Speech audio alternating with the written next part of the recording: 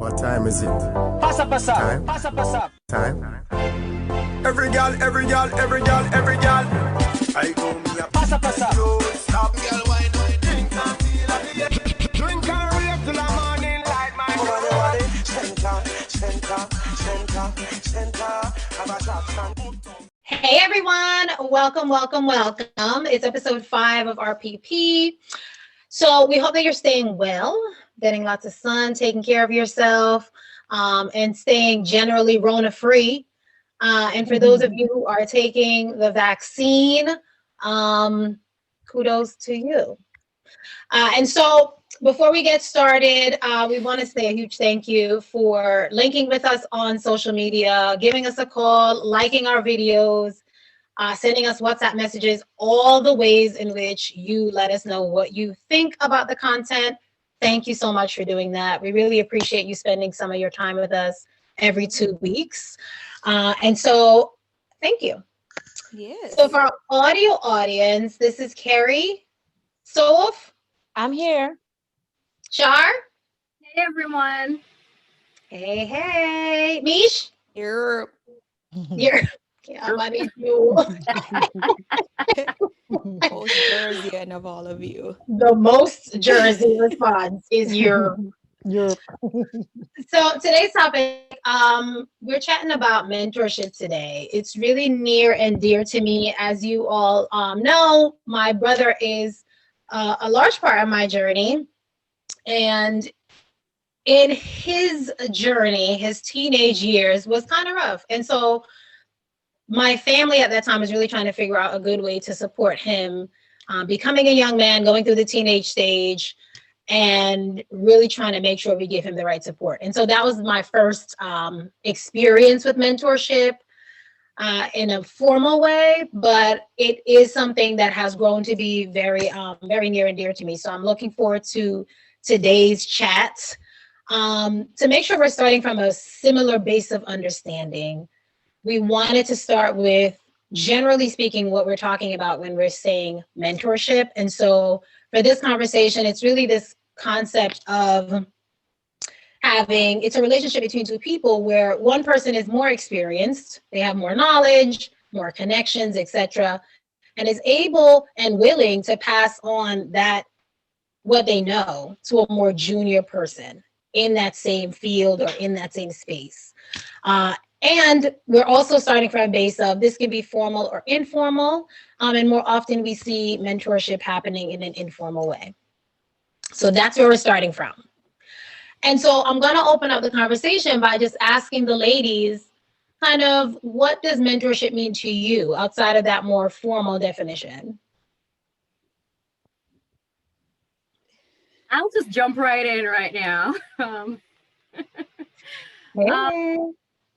I actually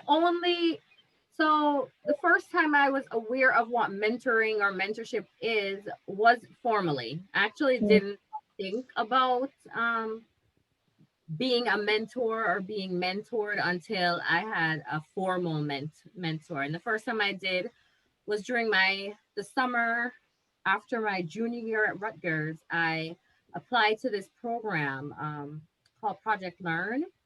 It's a pipeline program that's aimed at helping undergrads, either first generation college graduates or underrepresented groups, to introduce them to research, because they're promoting, or they wanted to promote, having people with different perspectives in graduate study and in the field of research, to promote kind of what things get researched, how they get looked at, and how applicable things are to a more diverse place, because a lot of people who are doing the research don't look like us. And so that's the first time I got a mentor. I had 2 mentors. I had one that was like a project mentor that helped me with a particular project, and I had someone who was kind of a mentor to us all, who kind of introduced us the steps to grad school, how to apply and write a good personal statement, and they tried to teach us how to network, how to present ourselves. Nice. Yeah, so I would say that's that was my first mentoring like experience, and it was a formal one. And funny enough, I remember always going back. So her name is Dee Dee Davis. She's the best. She was at the Institute for Health at Rutgers. She's now retired. And I was supposed to visit her last summer, Corona. But I've stayed in touch with her this entire time, and anytime I want to reach back, she's there. And she's like a mentor extraordinaire. She's sure that we reach back. Like I've taught in Project Learn, I've mentored in Project Learn. She sends us job postings. She asks us if we have, like I've had Project Learn mentee student that I taught. She now works with a colleague of mine. It's just that's been a very fruitful mentoring experience. And that was the first one I had. So that's kind of how I got introduced to mentoring, like as a formal. Nice. That sounds like a great experience. Shout out to Dee Dee. Dee Dee out here doing great things. She has a whole bunch of kids amazing. under her belt. That's awesome. I think my first introduction to mentoring was informal. When I first came from Jamaica, born and raised in the church. So I remember first day at church, myself and my sister, and this lady came over to me and struck a conversation. And, I'm a friendly little butterfly. So with my strong, thick accent, I responded. Was she Jamaican? She was Jamaican. Okay. Yeah. And that relationship blossomed pretty quickly, actually. And then maybe within a month, the pastor came to me and said they usually assigned a mentor to either newly baptized members or new members to the church, and that she was assigned to me. And I was like, oh, was that why she came and talked and spoke to me? And he was like, no, actually, she requested you when they had the boy meeting. And to this day, she's actually my daughter's godmother. She, oh, look at that. She was and is an amazing person and a mentor. Formally, my first formal experience with mentoring was when I became a mentor to new teachers. I had to mentor new teachers, and that was a whole different version of mentoring that I was just like, whoa, I thought I could just go to my mentee and pour my heart out, and my mom is getting on my nerves and she would tell me what to do, and that was it. Now I have this person coming to me for advice and how to teach, how to talk to the kids, how to communicate with parents, and just every aspect of being a teacher. So as a mentor, it's the field that you're expert in, that you offer advice and information for or to. So like Char and her complicated lifestyle that she does for a living. I was like, complicated lifestyle. Okay, that she does for a living makes it real. Side note, Sharifa, do you know everybody asks me what does Sharifa do for a living? I always say something complicated. Legit. I'm like, statistics. Anybody with a PhD, I do not know what they do. You have a PhD, you have a PhD. That's all I can tell you. To this day, I'm like, something is statistics, but it's complicated. That's all I know. That's all I can say. But yeah, I must say the whole mentoring thing was a really good experience for me having a mentor, and it has been a blessing for me being a mentor, because I've seen both aspects of it and the benefits from it, and I can really say it's really beneficial on both sides. Yeah, that's great. I have never had a formal mentor. I've never been a part of a program that requires for me to have a mentor. I've never decided to get a mentor. I think the most distinct mentor that I've had is my aunt, who's not really my aunt, but I call her my aunt. And that's because she was when I moved back to the States, she walked me out to get the job that I'm in right now, literally, and was like, this is the person you need to call. This is how you do it. This is the resume. This is how you do it. Then she's like, all right, now you got the interview. This is what you wear. Now you got the job. This is how you navigate the legal field. Now you're in this. This is what you do. Literally hand-holding me through the process. So she is not formally a mentor, but she's been doing it for so long and doing it so long successfully that I naturally gravitate to whatever she says. And usually it's like whatever you want to do, because she's not in HR, but it was a natural progression for me and she encouraged it, and she will still mentor me through that process. But I've never gotten a mentor. I think we talked about this in a past episode, actually the last episode, where one of the questions was, what do you think you would like to know beforehand? And it would have been that.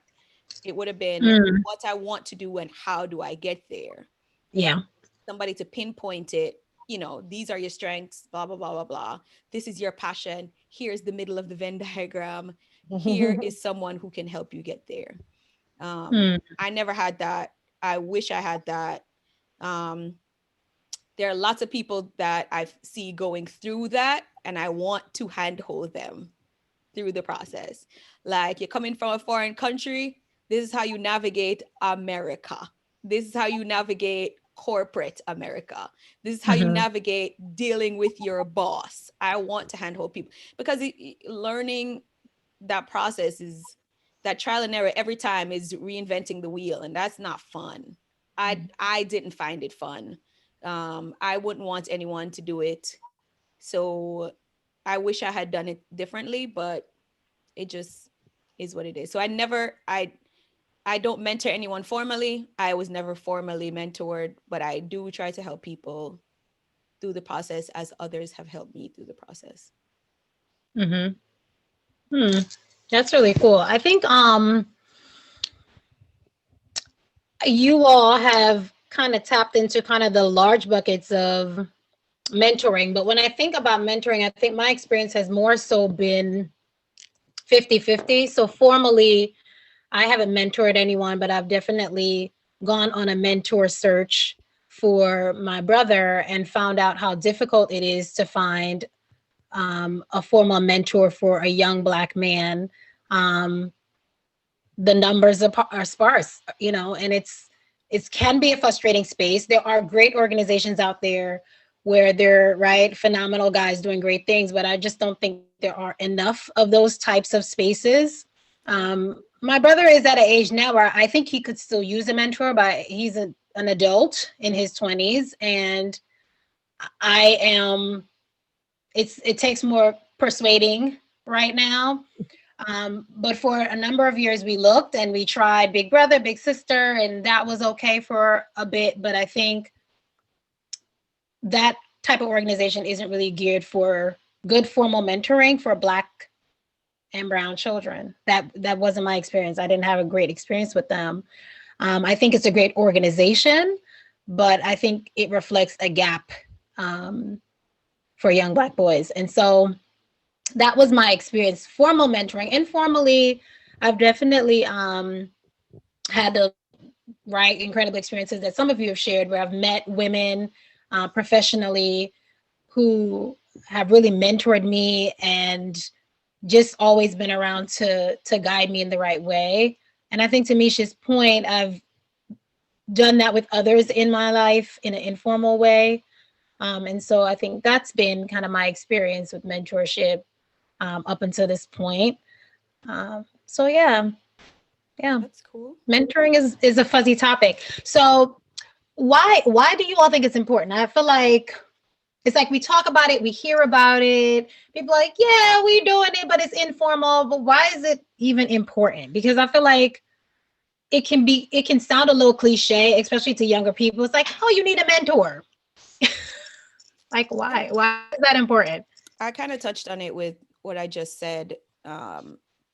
Is that while you're going through the process, you want the process to be yours, but you don't want to reinvent the wheel. You don't want to start from the ground up and say, I'm going to do this. And then somebody already did it a lot better. And you spent years trying to figure out how it works. When you could have just asked, somebody could have just guided you through it, and you could have spun it however you want to spin it. Take the information in and do what you want to do. And that can be, it doesn't have to even be career-wise as a mentor. It doesn't have to be career mentorship. Mentorship in general, if you're going through life, I mean, when it comes to like parenting, for example, I'm not trying to reinvent any wheels. I'm not trying to start from scratch. That ain't a thing. Of course, I want to be my own individual parent. I don't want to regurgitate the information, but I want the information. I want the information, and I want to take that and build on it. So I think it's important for that reason.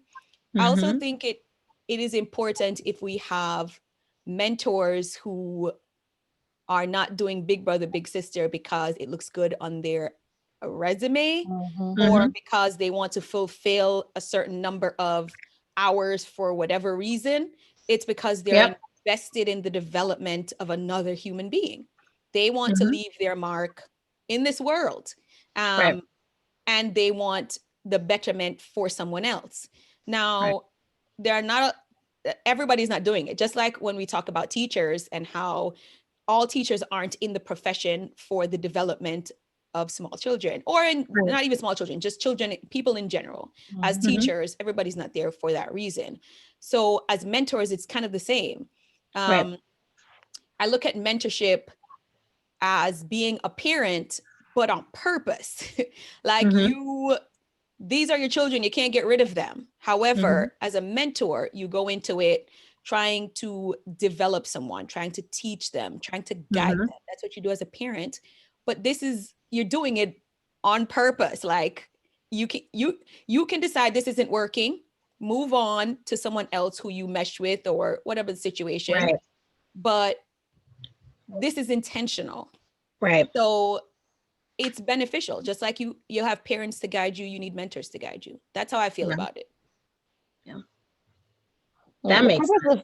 The purpose of mentorship in my head is just for growth, right? And this growth can be on many different levels. It can be spiritual growth. It can be physical growth. It can be mental growth. It's in my mind, it's any growth, right? Because when you find that you are deficient in a particular area, right?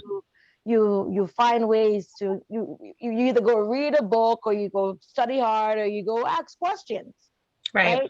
So again, I go back to when I mentored, when a new teacher came when a teacher started working, and when I say new, I mean brand new first year teacher. So every first year teacher must get a mentor, and they're assigned a mentor not because they're not knowledgeable in the field that they're teaching, in the subject that they're teaching, but what you learn in school and what you experience in the classroom, night and day, night and day, you know. So they don't assign a mentor to the new teachers to teach them the subject that they're going to teach. It's just pretty much to help them navigate dealing with parents, how to answer questions, how to communicate effectively with your students. I may be mentoring for like 5 years now, and in my 5 years of mentoring, I have never mentored my mentee about their subject they're teaching. None of them have ever said to me, I don't know how to teach fraction. Because usually they come with more knowledge than me. These new teachers coming out of school and technology. I'm like, maybe you can Right. teach me a few things. That is also Yeah. an important part of it too, Yeah. though, is that cross mentorship where Mhm. they could teach you something and you can teach them something. That's development. Exactly. That's why people need to go into it for different reasons, because Exactly. people get blocked off and they're like, I'm just trying to help you. And they Right. anyway, sorry, go ahead.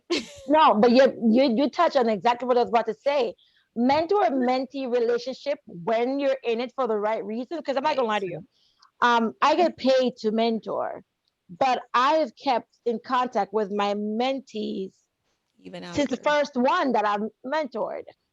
She still called me and asked me questions. And the funny thing is that I think about it, all of my mentees have been, they do not look like me. None of them have looked at me. So I find that most, and the kids that we teach look like me. Right. Most of my mentoring was spent on me teaching them how to communicate with parents. Most of it. Legit. Like, whenever I call her, she's yelling at me. And I'm like, well, what did you say? Like, it's always like, I don't know what she meant by, or I don't know how to communicate. And to me, I'm like, school is great, but they don't teach these things in school. Nope. And this is the real world. Like, this is reality. When you step into a classroom and you have many different cultures and race and stuff in a room, you don't learn in school how to communicate effectively. So now, another beautiful way where mentoring really does help, and as Misha again started by saying, they've helped me as much as I've helped them. All these technological things, I don't know what they're talking about. Listen, man, I'm an old-fashioned chick that's trying to make it through life. But I've learned so much from my mentee technologically. Like, they have taught me things that I didn't know we can do on the computer. So you find that when you have a really good mentor-mentee relationship, both parties can learn so much from each other, and it's just even more effective that way than when you're forced to help someone that you don't want to help, or someone who don't want your help. Then that's no longer a mentor. That's like sentencing. Yeah. Fun in that. No, that's a great point, Soph. That is a great point. Char? So it's hard for me to separate mentoring from my job because it's essential to my it's like a part, it's definitely a part of what I have to do every day from I was a student till today. And it's something I had to rely on as a student and still as a professional. So when you're doctoral program, you have, if you're lucky, some programs you come in already with a person identified to be your advisor. If you're lucky, you have 2 years of classwork to really like coursework before you do your comps to really scan the lay of the land and make a good choice. Because let me just tell you something, find a doctoral candidate, ask them about their advisor. That relationship makes and breaks your experience. They can hold you up in a program for years because you can't get to defend, this is not sufficient, this, or they don't have time for you, or because they're trying to advance as well. So just what Soph was just talking about, where you should mentor if you have a passion for it, and Mish said it too, right? If you have a passion for it, that doesn't end up happening because everyone has to mentor. So you have to find a good mentor, because there's some people who don't have one care in the world about it, and then you make the mistake and you pick them and you're stuck. Or you'll hear about people's ideas got stolen. You'll hear people can't get to graduate. There's so many things. There's like, it could be a disaster. In fact, I actually, the first advisor I chose, didn't work out. We didn't work out because he was too busy, and he was apologetic about it, but at the same time I got nothing done for a whole year. You know? And then it was like, okay, how do I switch without, like right? So what happens when you have a mentor? You want to switch off the mentor, and you don't want to have any bad blood in the department. So, I mean, I would say I was fortunate so I found a really good formal mentor, and she and I are still really close today. But I was fortunate because I had an informal mentor, and I got one because there wasn't really anyone that looked like me in my department. And actually my school, and I must just tell you, in my school, because of that, you walk on the sidewalk and the facilities people, after they see you enough time, you are their girl in the building because there's just not enough of us, right? Right. So all the folks in the facilities department, if I'm on the sidewalk anywhere, it's like, sure, what up, sweetheart? Like, so when you walk and you see someone that looks like you can't avoid the affinity or the feeling of what. So I was able to gain informal mentorship from faculty because of that, because they kind of know their own experience. They remember when they were there and they were fishing, like a fish out of water. So they reach back. And so a lot of them, my mentors have been really good at blame me. So I actually had mentors who were like, tell him that I said, like, it's okay. Tell him I told you to do this. And I'm like, thank goodness. No, because otherwise, like, honestly, ask people for it's disastrous. And that's because everyone has to mentor. And like Sophie's saying, everyone is not passionate about it, isn't built for it. And so that's the thing. And I love to mentor. I mentor students, I mentor junior faculty or junior research staff. And I frankly enjoy it.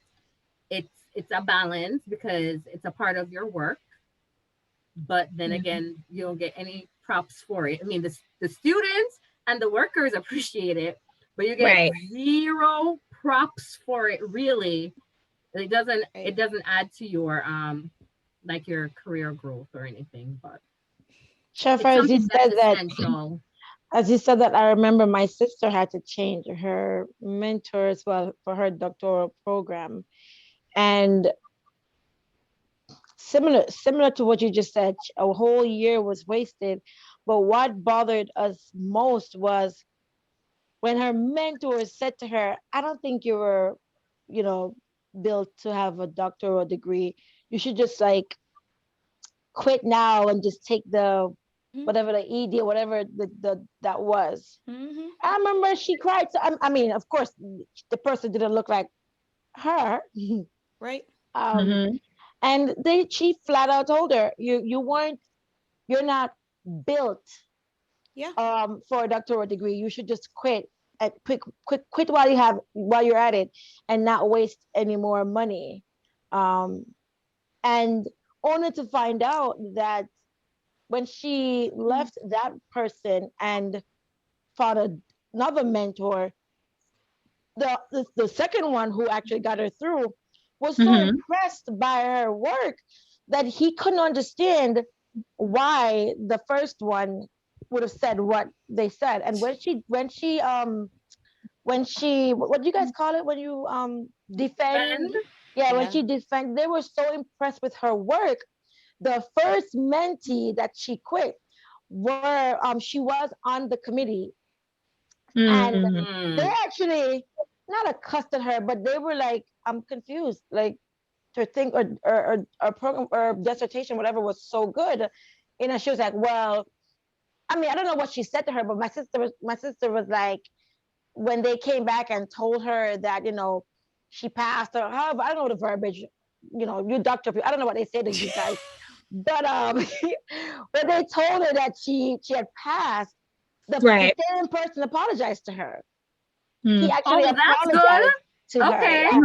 We need that's to do an excellent turnaround because they're disastrous, like a million, and they never apologize and they have it out for you. And it's like they take it for their job now to completely. And I don't get it. I don't get if it's a threatening feeling or whatever it is, but I've heard so many disaster stories. We need to do a whole episode on how to survive getting your PhD, because let me tell you, I mean, I wasn't in it and I was stressed out. I'm like, what is No, it changes you. I feel like I was, I definitely have trauma.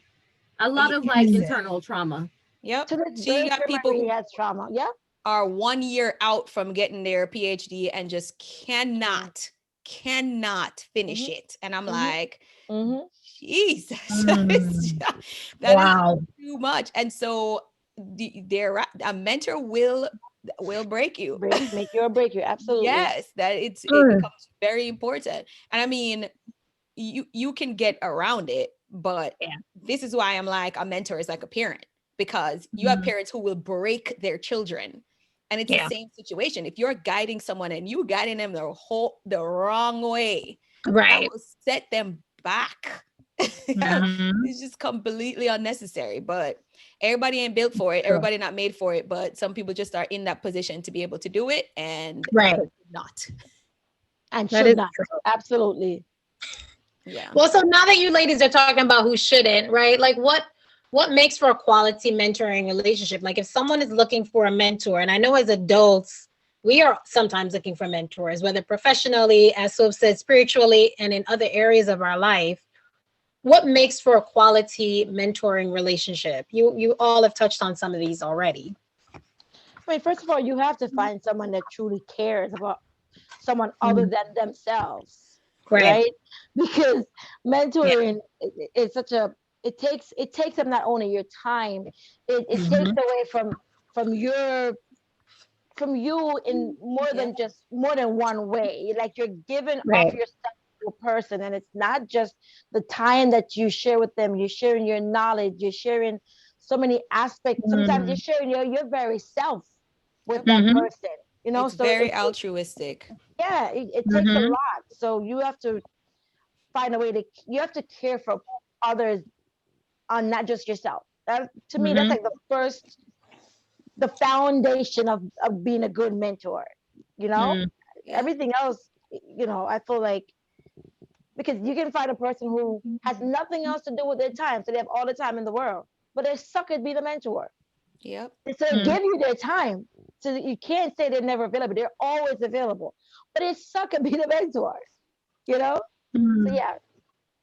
I think you also have to mesh. So I feel like, I mean, I'm sure people can make it work. For example, in the doctoral programs, you're not always going to mesh, but y'all gonna figure it out. But I feel like it's way better. It will be a better outcome if you guys are on the same page. If you guys know what the end goal is and are working to get there. I think that, what was I going to say? I was going to say something about what Soph said. Anyway, old age, I kick it already. Already. First of all, we already know that I've had pregnancy brain for 10 years. No, 11 years, because Trey is almost 11 years I've had pregnancy brain, okay? And don't get chat, but so a pregnancy brain, so don't get it twisted now. I had pregnancy brain. I have pregnancy brain. Where that come from? No, ma'am. You birthed your PhD, ma'am. You birthed it. That is where that come from. Okay? I have pregnancy brain. Do not discount that. That's a baby all by itself, Bisha. You're right. It's not old age. I am a young. That baby fair. Fair assessment of young. Oh my gosh. Anyway, I still don't know. I still don't remember what I was gonna say. I didn't want to cut Soph off, and it's gone. I've given up on it. Anyway, so all right, you were gonna say something? I was gonna talk and say you could cut me off if you needed to. Go ahead. You talk and I will cut you off. Come back to you. That's right. So the one thing I wanted to say was listening. And I say listening because sometimes you're mentoring someone for one reason, but if you're able to really listen to some problems they're having or some issues or what they need to learn, a lot of times the mentoring, like there's a lot of blurred lines. So you might think you're mentoring on one thing and it bleed into like your personal lives and stuff, because it reflects at work, it reflects at school. And so a lot of things that people have difficulty doing when they need mentorship in a professional area or like an academic area is an outgrowth from things in their environment or with, like experiences they've had. And sometimes school is stressful if you're like in a family way, or if you're not and you need support, or if you're an international student and you don't have the foundation and support around you. Like there's a lot of like things that are happening. So I think a good quality to have as a mentor is a listening ear. I remembered what I was gonna say. Oh. Go ahead, Mish. Yeah, chat to me. Don't you chat to me. I was gonna say that you need someone who has the experience, and that may be a given. You think it's a given, but a lot of the issues that I have is a lot of the things that Shar had pointed out, which was important to her in the beginning, was the person kind of should look like me, or maybe not, depending on what your goal is. Whatever your goal is, it should be that the person has experience in that. Now, if I am trying to integrate into the culture, US culture, for example, I'm not going to go to a white man that's been living here forever. How that going to help me? I mean, he might be great in HR. He might be great as a parent. He might be great as a million other things, but he can't help me with transitioning from a foreign country here and transitioning to working here. So as much as the person could be an awesome person and they could have a PhD in something that you are interested in, if you can't get your foot in the door and they can't help you get your foot in the door because they don't know how it is to transition, how are they gonna help you? So I think that it's important that we look beyond just the basic things. So just like, okay, well, this person got here, or maybe even finding multiple mentors. So this mentor I was like, this is multiple mentors. So this person to help you with how you develop your career, but you need somebody else to help you transition from what you're doing to getting this career. So it's like a dual program or whatever you need. It needs to be somebody who's experienced in what you're planning to do or what your goals are, not just an awesome human being, because there are a lot of awesome human beings out here who still can't get you to where you need to go, or still whatever that is, that career-wise, as you said, spiritually, all these things. It could be an awesome human being and they don't know nothing about God, but you trying to learn about God. I think that's key, Mish. I think you can have multiple mentors for different purposes and different reasons. Right. And at different times. I think I tend to think, most people tend to think things are linear. So it's like, oh my God, I don't have, the space for all of that. But it's phased, right? So everything doesn't need to happen at once. Right. But Mish, I think I wrote this down because I wanted to remember it, that you do need to be clear about what you need from this relationship. Correct. And not that it's a transactional relationship, but to Mish's point, you have to be clear about who is going to help me understand this thing. So if it's a professional goal you're looking, towards your career, or as Mish alluded to, this transition in terms of living and environment, etc., you just need to be clear about what it is you want, because you could meet some great people along the way, and then it's like, okay, well, what we doing? We cooling? Okay, we cooling. But also be clear about, and this is more so in the informal space as adults, where you aren't in a forced relationship, such as a dissertation program, or Soph mentioned with her school, but more so in an informal space where you're looking for someone to mentor you. You have to be clear about what you're bringing to that space, because oftentimes the people you're looking to mentor you, they got a lot going on. That's why you want them to mentor you, because they're the expert in whatever field they're in. They're out here doing it. So if they're going to take the time to mentor you, you have to know what you're bringing to the table. right? Yep. And I think that gets taken for granted sometimes, especially as adults, because it's like, well, I just want somebody to tell me how to do this. And it's like, this person is a professional with whose time is money. Okay? That's right. But Man. mentors also And don't want people to come to them and say, tell me how to do this. I'm going to write it Right. down. I'm going to go do it. Well, so that brings us to our next question and our last question, which is, how do you find a great mentor? If someone's listening to this and it's like, you know what, I've been thinking about getting a mentor. The pandemic got us all slowing down and really thinking through what we might need in life. How do you find a great mentor? That is a great question. That is a good Above question. my pay grade because I still ain't got no mentor. Okay. Shar, how did you find a good mentor? How were you able to secure the second one that you love to this day? Right. Which Dee?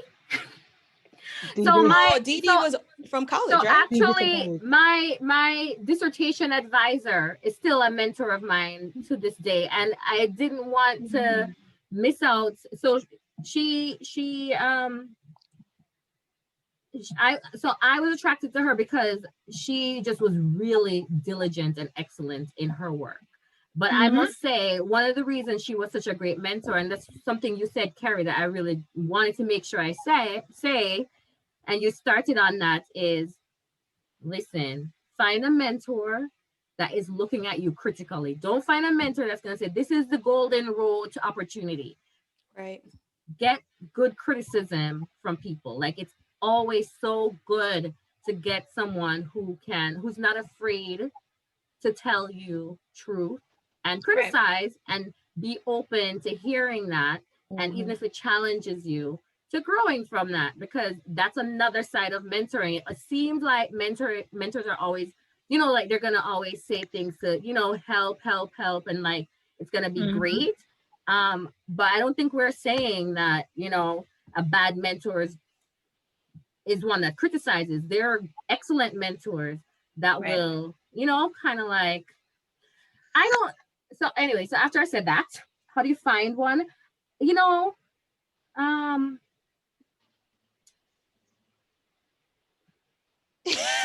let you say, but I'm gonna say this while you're thinking. Okay. I think the best way, and I'm talking about, again, outside of formal programs where they're going to intentionally connect you to who you need because you're in that space.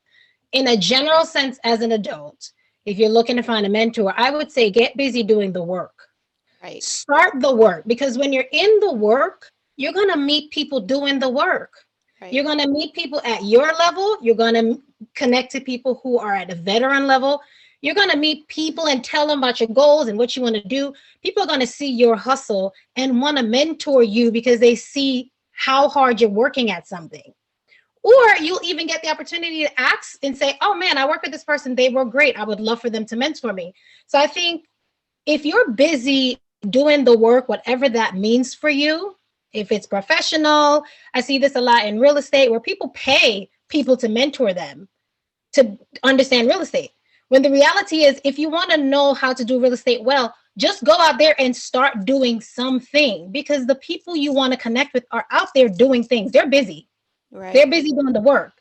So I think if you're sharing that space, you're going to inevitably meet people who are great mentors, and you're going to feel them out. Because I think Soph said this, you have to understand that person. Is this person going to be a good mentor? Right. You only find that out by being in a shared space with them. Yeah. And do your research, right? Mm-hmm. Right. While you're doing the work, do your research as you're connecting to people, understanding what their motivations are, and really finding out about that person's work, I think is really important. Yep. So I agree. As I was thinking about it just now, I was like, the reason I probably don't have a mentor is because I don't have clear defined goals. That sounds terrible, but we talked about that before. Is because I'm not just gonna do things. I have to identify my passion. I really need to find this Venn diagram because I got to show it to y'all. Seriously. I really need to find it's serious. I need to find my passion, not just find my passion, but find the midpoint in this Venn diagram so that I can start walking towards that. As Carrie said, doing the work. The issue is that a lot of people are scared. So if that sounds scary to you, like go and do the work, and you're like, hold a second, kind of need somebody to guide me through that.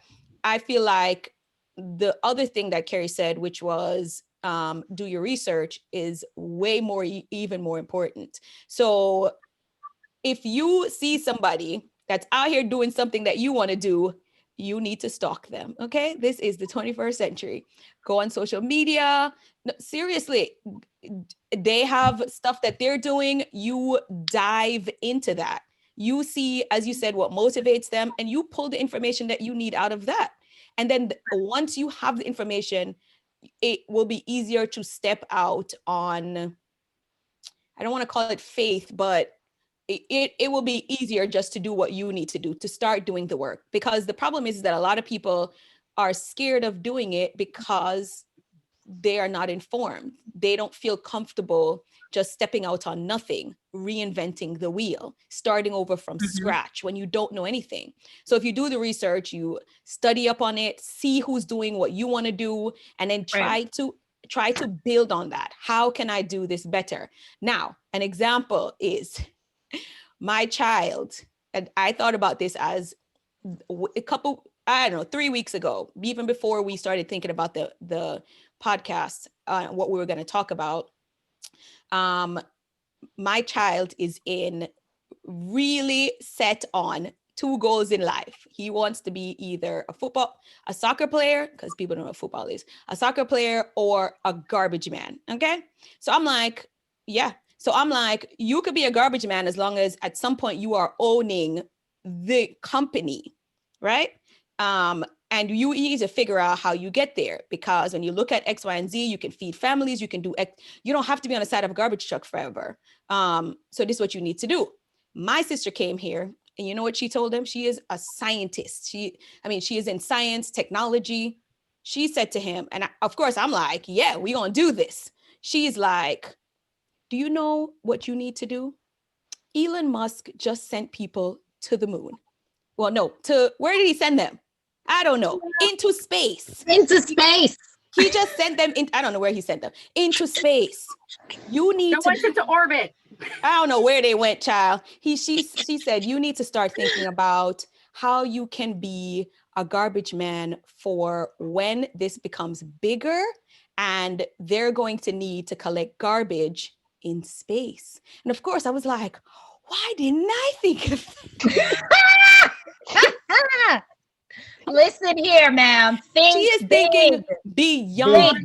I'm like, on the little garbage truck. Mind you, I won't even tell you. We just looked up how much the garbage company that does like most of Houston. I'm not going to tell you how much millions of dollars the CEO makes. It's probably close to B, not M.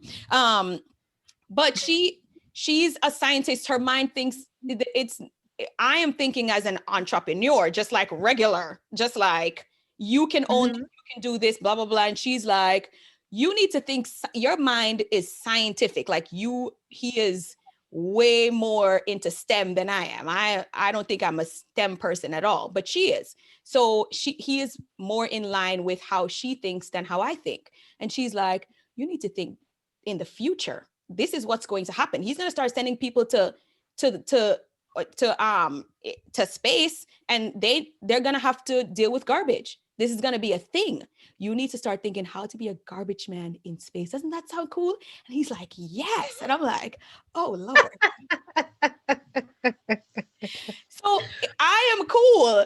Don't get me, I'm cooler than her, but she needs to be his mentor because she probably can set him up with people who are in this space, she was like, yes, I know a rocket scientist, probably could tell you about how the, I'm like, child, I don't know no rocket scientist. I barely know the garbage man. But be intentional about what you want. So you want to be a garbage man, and that might seem small, but if that's your goal, set yourself up for like in a space where people are thinking beyond that. People are thinking in line with how you're thinking. And and then it probably will just develop. Nobody's probably thinking about that, but it's now developed into a thing where we're like, okay, you're gonna be a garbage man in space. Let's get it. Oh no. To me, that, and I thought about it just as a mentoring thing. Like, yes, I have an idea, and yes, he could have probably thought of that himself and built on it. But why do that when you got somebody saying, you can do this in this way, and I can set you up with somebody else, and somebody else gives you an idea that now it spins into something else. Right. But as you said, Carrie, you got to do the work. You can't just say, I want to be a garbage man, but nobody out here trying to help me be a garbage man. And oh, well, I wanted to be a garbage man. No. Not a thing. Not a thing. Anyway, that was a rant. Not a thing. Shar, did you remember? Thanks for that, Mish. Yeah. Look at Char's. When you can't call me old, like what you were gonna say? Well, I have something brand new to say, because no, I don't. Thank you, buddy. Oh my God. How do you find a good mentor? The thing that I wanted to say is, I don't know where you find them, but I think you absolutely find them by doing what Carrie says. Put yourself to work and put yourself in the space. And the thing I was gonna say too is two things. One, don't let rejection or people who decline to help or don't have time or space for you, don't let that dissuade you from whatever your middle of your Venn diagram is, your intersection spot, right?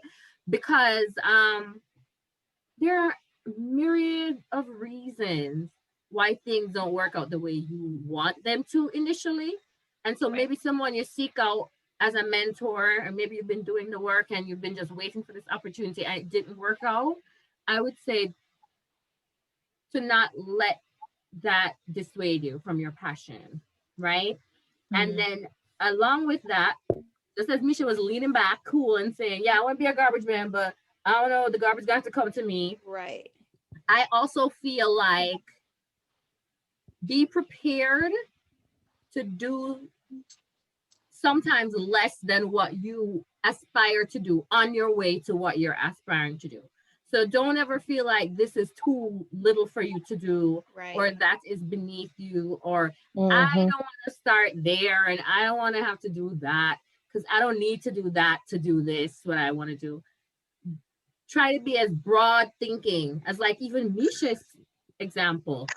Like you just don't know where your passions and where your skills could be applied. So don't just like knock things out the water because you haven't quite seen that vision yet. You have to be open. Yeah, you gotta just be open. So that's what I would say. I think Carrie's right about where you find them, unless you join a formal program. I would say you find them by doing the work. I endorse that.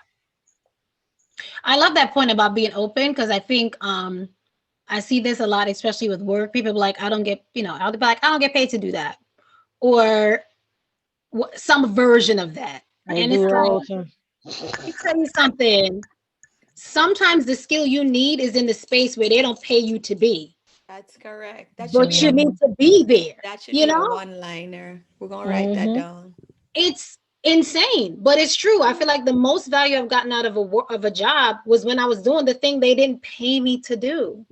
But then when I was in my next level, those were the things that I found most helpful to know. So I love that point, Char, because it's like you gotta stay open and trust the person that's mentoring you too. If you're in that mentor relationship and they're asking you to do something, like, I didn't come here for that, they right away know that you're not humble, one, and you're not really about the work. So I do love that point. So thoughts, how do you find a great mentor? I mean, I agree with everything that you guys said. I would just add one thing, and it's just observation. You got to observe people too. A lot of times you may not be lucky enough to be approached, or the person that you want may not be the right fit for you. Sometimes it takes you being in the background, just observing people. and to see who would be a better match for you. Asking questions about people who may have mentored with a mentee of this person before, finding out about the person. Do your research. So it all boils down to doing your research as well. Because and another thing I should point out, because one mentor worked for one person, they may not work for you. Right. So observation, doing your research, and putting in the work. Yep. I think is what it really boils down to when you want to find a mentor that will provide a successful partnership or relationship for both parties. Yeah. Very true. So we are wrapping up. This was so good, y'all. I love this episode.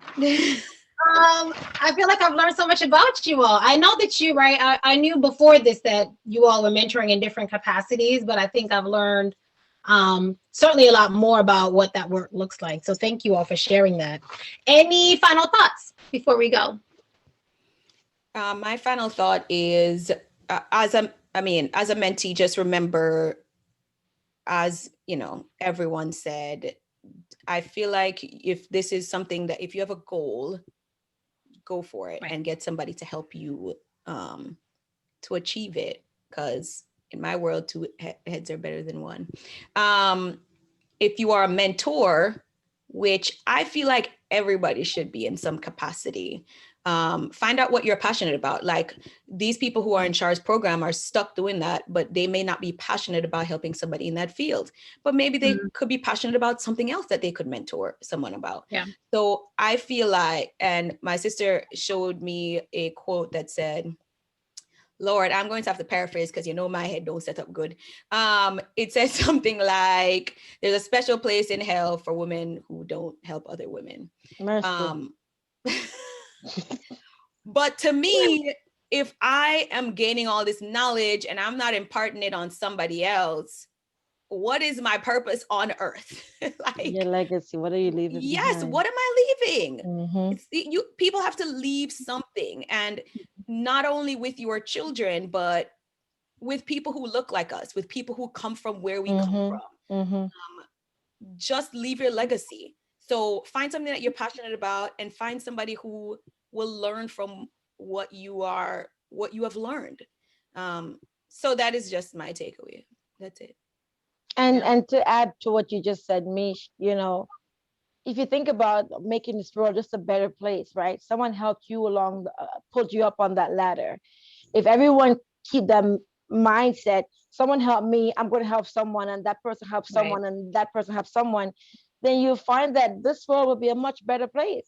But what you're seeing now is this dog-eat-dog mentality. As long as I'm above and you're beneath, this world is great.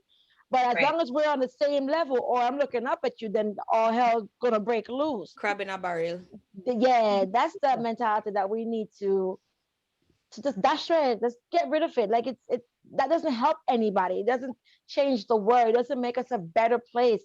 Your last president tried it. Look what happened. We almost let me not even go there, but we don't want. Sarah's gonna delete out that little piece right there. It will be in the YouTube. You'll know where to find the things. Oh gosh. Oh god. Yeah, but that crab mentality has to stop, man. It needs to stop. Yeah. That's a good point. Char, final thoughts. I mean, I was gonna say pretty much the same thing. Get a mentor, be a mentor. I think the best thank you can give to your mentor, I mean, say thanks, of course, but the best thing you can do is to reach back and help someone else.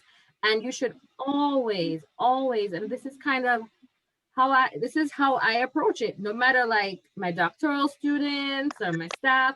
My idea is, you're mentoring someone because they kind of are interested in something you're an expert in or something you've been through. But I always feel like, and this is something I know my parents tell me, is the idea is not to help you to become like me. Right. I kind of want you to become better than me. You know, like it's like you need to be a shoulder for someone to stand on, right? Someone was a shoulder for you, you be a shoulder. Like, it makes no sense we all pulling each other and stand up in a row. Like, We need to go higher and grow. So like, don't be afraid of letting someone shine. I think, you find yourself a good mentor, but then also be a mentor, right? And then that's kind of just keep advancing. So I feel like that's the best thank you can give to any mentor or anything like that, is to you also give back. Sounds awesome. Yeah, I love that idea. I think, Sharta, I thought about this idea of, building the next person. And it really is about helping that person become the best version of them. Because they're not going to be you. Right. Like, you're not going in the mentor space to be the mentor. Because you can't be the mentor. Correct. They could give you the recipe, but you can't do it the way they did it because you're not they them. Did it 30 years for the last 30 years. You brand new. You have 30 years ahead of you. What you gonna do? Unless exactly. you're KFC in Jamaica, and then you can But a good mentor is able to give you the guideposts so you can do it the way only you can. Right. I think that's what's so special about mentorship. Last piece of insight I want to share as a round out to this episode is for folks who are looking for a mentor. Before you start searching for a mentor, I think it's helpful to do an inventory of what value you're bringing to that relationship. What skill, what knowledge, what's the value you are bringing? And if you don't have an answer to that, then get to work. And then when you can answer that question, go find a mentor, because again, it's not coming to the space empty. Like, I don't know nothing. Pour all that you know into me. That's not, you got to bring a base knowledge. You got to bring some skills and knowledge to the table, and the mentor is going to build from there. But don't show up empty, like, give me all of you, because that's not what it's about either. Right.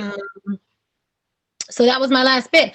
Thank you all. This has been great. I agree. We hope that you all found this as helpful as we did. I think this was a great discussion. Thank you all for sharing and being so open. Thank you, guys. Thank you, everyone. Bye. We will see you all in 2 weeks. Until the next one. Bye. Bye.